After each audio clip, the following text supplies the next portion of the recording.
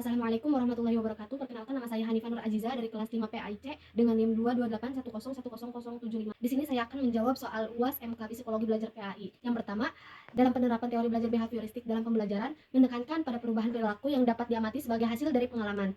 Dan dalam konteks pembelajaran, teori ini berfokus pada hubungan antara stimulus rangsangan dan respon tanggapan. Dan berikut ada beberapa penerapan teori belajar behavioristik dalam pembelajaran. Yang pertama ada penguatan positif dan negatif. Penguatan positif itu kayak misalnya memberikan hadiah atau penghargaan ketika siswa menunjukkan perilaku yang diinginkan. Yang penguatan negatif itu menghilangkan stimulus yang tidak menyenangkan ketika siswa menunjukkan perilaku yang diinginkan. Yang kedua ada hukuman. Hukuman ini memberikan konsekuensi negatif ketika siswa menunjukkan perilaku yang tidak diinginkan. Dan yang ketiga ada pembentukan kebiasaan. Pembentukan kebiasaan ini membentuk perilaku baru dengan cara memberikan penguatan secara bertahap pada setiap langkah menuju perilaku yang diinginkan. Dan yang keempat ada pengondisian klasik. Pengondisian klasik ini menghubungkan stimulus netral dengan stimulus yang memiliki respon tertentu. Dan yang kelima ada pengondisian operan. Pengondisian operan ini merupakan frekuensi perilaku dengan memberikan konsekuensinya. Dan adapun contoh penerapan dalam kegiatan belajar mengajar. Yang pertama, memberikan tugas yang jelas dan spesifik dengan tujuan yang terstruktur. Dan yang kedua, memberikan umpan balik yang segera dan spesifik terhadap kinerja siswa. Dan yang ketiga, ada membentuk kelompok belajar untuk meningkatkan interaksi antar siswa dan memberikan kesempatan bagi siswa untuk saling membantu. Dan yang kedua, peran si meta dalam proses belajar kognitif adalah struktur kognitif yang mempresentasikan pengetahuan kita tentang dunia dan berfungsi seperti kerangka kerja mental yang membantu kita mengorganisasi, menginterpretasi, dan mengingat informasi baru. Dan berikut ada beberapa peran penting SMETA dalam proses pembelajaran kognitif. SMETA membantu kita mengorganisasikan informasi baru ke dalam kategori sudah ada. Dan SMETA membantu kita memahami informasi baru dengan menghubungkan dengan pengetahuan yang sudah kita miliki.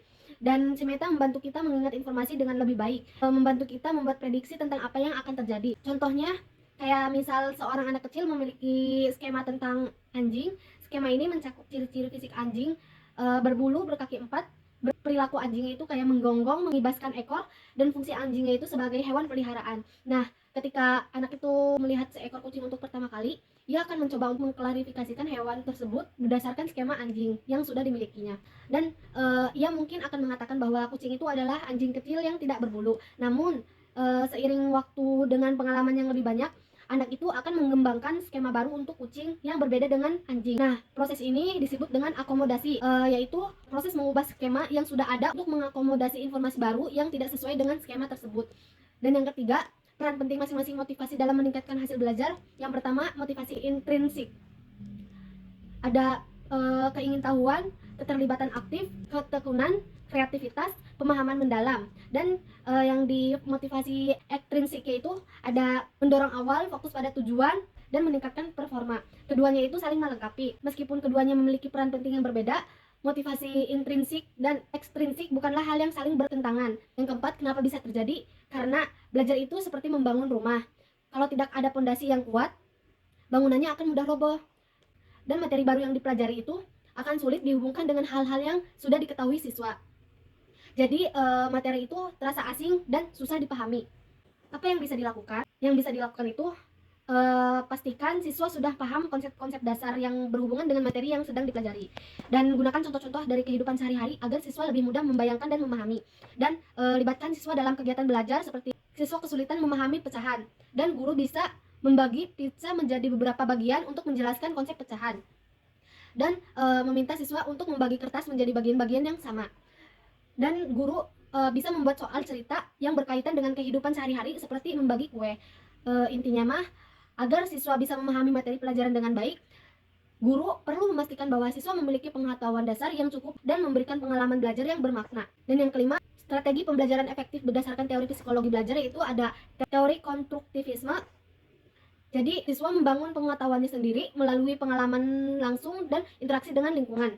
Contohnya itu kayak proyek kelompok, eksperimen, diskusi kelas. Dan yang kedua ada teori kognitif. Kayak misalnya menghubungkan informasi baru dengan pengetahuan yang sudah ada. Contohnya itu kayak menggunakan analogi, peta konsep, dan mind map. Dan yang ketiga ada teori sosial kognitif. Dalam teori sosial kognitif ini, siswa belajar melalui mengamati dan meniru perilaku orang lain. Kayak contohnya demonstrasi, kerjasama, kelompok. Dan yang keempat ada humanistik yang membangkitkan minat dan rasa ingin tahu siswa. Kayak contohnya itu pembelajaran yang relevan dengan kehidupan sehari-hari dan memberikan pilihan kepada siswa. Mungkin cukup sekian jawaban yang sudah saya berikan. Kurang-kurangnya mohon maaf. Wassalamualaikum warahmatullahi wabarakatuh.